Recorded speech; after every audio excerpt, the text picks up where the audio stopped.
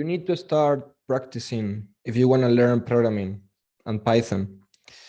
Concretely, you can do so with this library called Pandas, which is a requirement in most jobs nowadays that has to do something with data science or whenever you have to work with data tables such as Excels.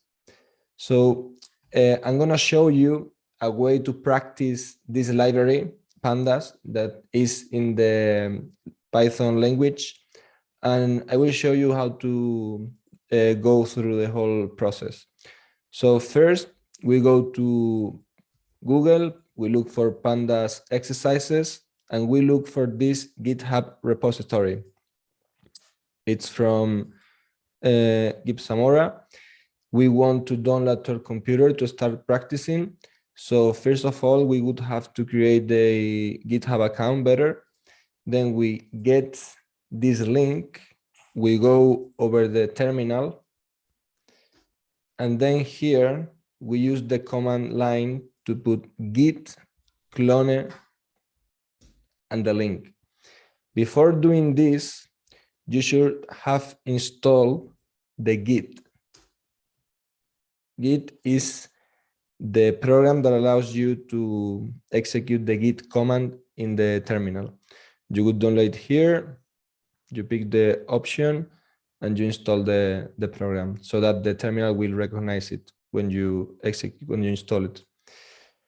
Okay, so we execute this, and we are downloading the whole folder to our computer. Let's wait a bit. And now, once it's downloaded, we can go over Jupyter Lab and start working on the files. I'm going to show you how you should face these practices. So you get into the Pandas Exercises folder.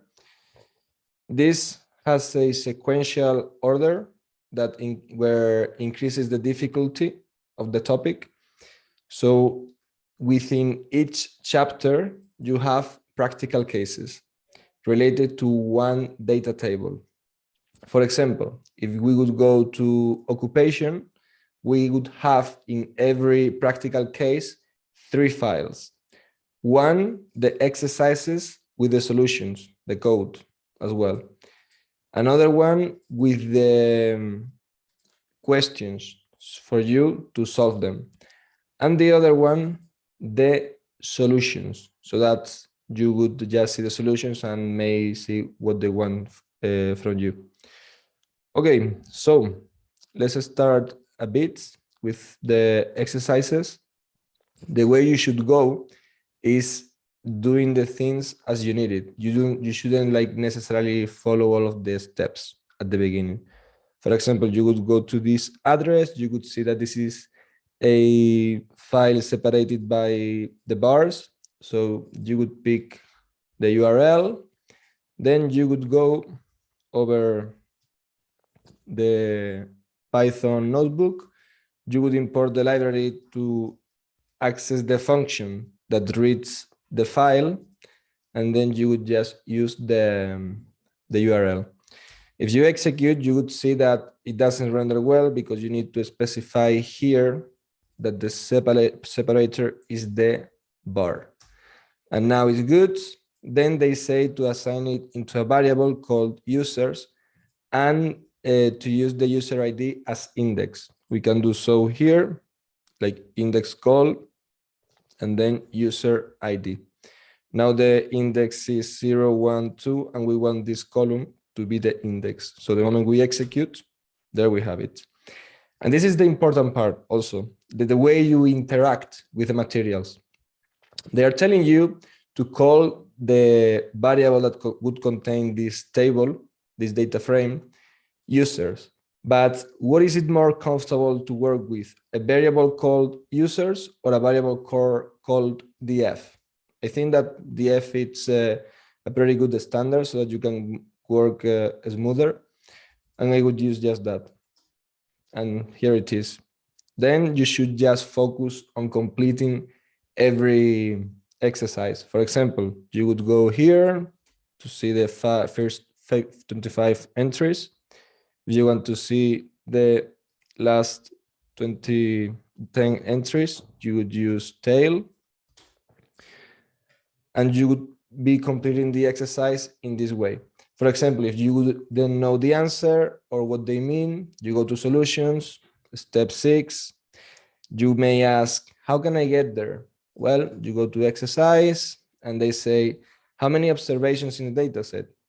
It says here 43 rows, but we want just that number. We don't want all of this. So we need to find the function that would count every row. Here, the function is called count.